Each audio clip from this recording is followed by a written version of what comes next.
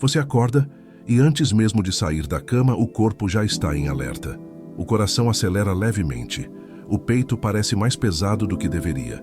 O dia ainda nem começou, mas a mente já está ativa, puxando pensamentos como se estivesse tentando se preparar para algo urgente. Nada aconteceu. Nenhuma notícia chegou. Nenhuma conversa começou. Mesmo assim, a sensação é de que algo pode dar errado a qualquer momento. Um compromisso, uma mensagem, um erro antigo que volta à memória. Um futuro que ainda não existe. A ansiedade não chega gritando. Ela chega em silêncio, se espalha devagar e ocupa espaço. E quanto mais você tenta expulsá-la à força, mais ela parece resistir. Se você já viveu isso, entenda algo desde agora. Você não está fraco, nem defeituoso. Você está humano. E é exatamente para esse tipo de experiência que o estoicismo foi pensado. Antes de seguirmos, convido você a se inscrever no canal. Assim você nos ajuda a continuar trazendo conteúdos como este, feitos para quem está atravessando momentos difíceis e busca clareza, não julgamento. E se você está enfrentando a ansiedade no dia a dia, comente abaixo a seguinte afirmação, como um compromisso silencioso consigo mesmo. Eu comando minha mente. A ansiedade não decide por mim.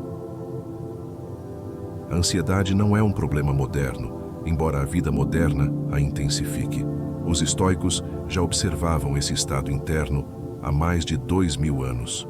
Eles percebiam que o sofrimento humano aumentava quando a mente se afastava do presente e passava a viver em um futuro imaginado, tentando prever, evitar ou controlar aquilo que ainda não aconteceu.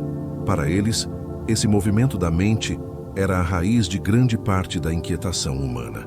Epicteto ensinava que tudo o que nos perturba nasce de uma confusão fundamental: não distinguir o que depende de nós do que não depende. Essa confusão parece pequena, mas ela desorganiza toda a vida interior. Quando acreditamos que precisamos controlar resultados, reações de outras pessoas, acontecimentos futuros e até sentimentos, a mente entra em estado permanente de vigilância. Ela começa a funcionar como se estivesse sempre se defendendo de uma ameaça invisível. Esse estado constante de alerta cria cansaço, tensão e angústia, mesmo quando nada de concreto está acontecendo. Observe com honestidade como a ansiedade costuma agir. Ela quase nunca fala sobre o agora. Ela sempre aponta para um "e se?". E se der errado? E se eu falhar? E se eu não for suficiente? E se algo sair do controle? O corpo reage como se o perigo fosse imediato, como se estivesse diante de você. Mas, na maioria das vezes, o perigo é apenas uma imagem criada pela mente. Para o estoico, esse é um ponto essencial. Não é o evento que nos perturba, mas o julgamento que fazemos sobre ele. Marco Aurélio escrevia para si mesmo que muitas dores não vêm das coisas, mas das opiniões que formamos sobre elas.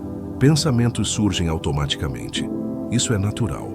O problema não é o pensamento aparecer, mas aceitá-lo imediatamente como verdade.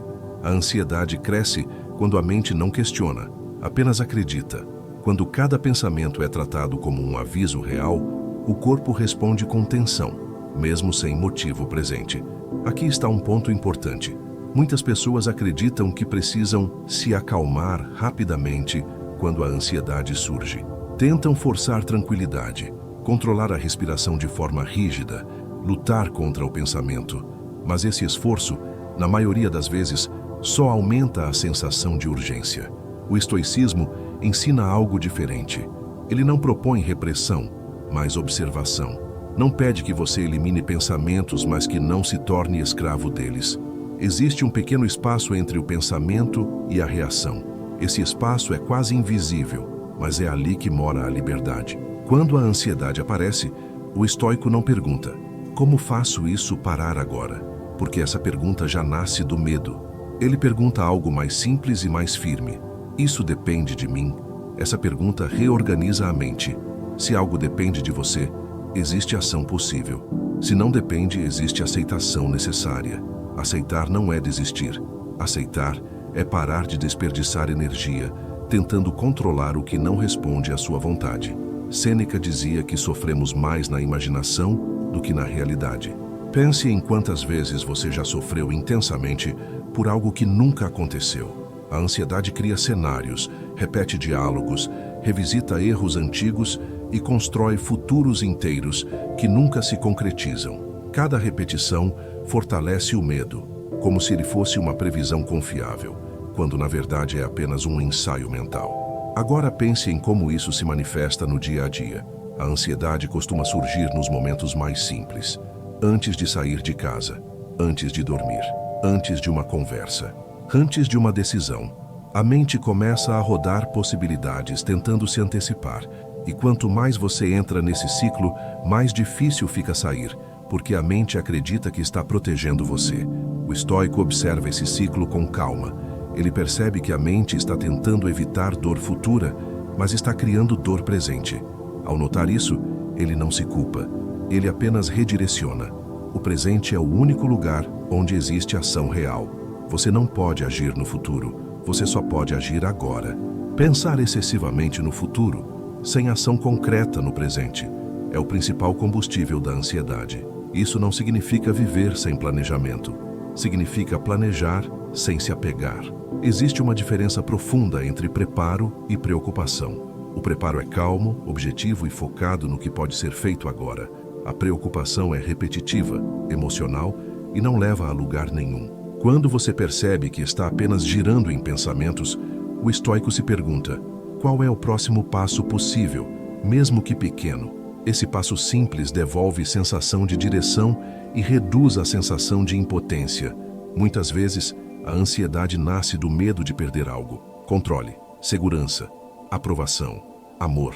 O estoicismo ensina o desapego não como frieza, mas como maturidade emocional. Amar, desejar, se importar é humano. Sofrer porque acreditamos que essas coisas nos pertencem de forma absoluta é que gera tormento. Quando entendemos que tudo é transitório, a mente começa a relaxar. Nada externo é totalmente nosso. Pessoas mudam, relações terminam, situações se transformam, o corpo envelhece. Quando aceitamos isso apenas de forma intelectual, mas resistimos emocionalmente, a ansiedade surge como um alarme constante de possível perda. O treino estoico é alinhar entendimento e emoção, lembrando com gentileza que tudo o que chega até nós é um empréstimo da vida, não uma posse permanente. Quando a ansiedade aparece, não se critique por senti-la. A autocrítica excessiva só adiciona mais peso. O estoico não se pune por sentir, ele se educa para compreender. Ansiedade não é fraqueza, é um sinal de que a mente está tentando proteger você, mesmo que de forma desorganizada. O papel da filosofia é organizar essa tentativa de proteção, transformando medo em clareza. Com o tempo, algo começa a mudar. A ansiedade perde força quando deixa de ser tratada como inimiga e passa a ser observada como um estado passageiro. Ela vem e vai, assim como pensamentos e emoções. Você não é a ansiedade, você é aquele que a percebe. Essa distinção simples devolve autonomia e reduz o medo de sentir. O estoicismo não promete uma vida sem dificuldades.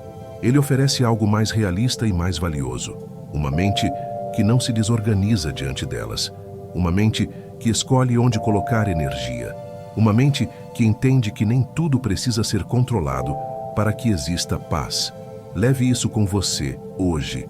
Sempre que a ansiedade surgir, volte à pergunta essencial: isso depende de mim? Se depende, haja com calma. Se não depende, solte com dignidade. E sempre que precisar, lembre-se da afirmação que você escreveu: eu comando minha mente. A ansiedade não decide por mim. Este não é o fim da ansiedade. É o começo de uma relação diferente com ela, mais lúcida, mais firme e mais gentil consigo mesmo.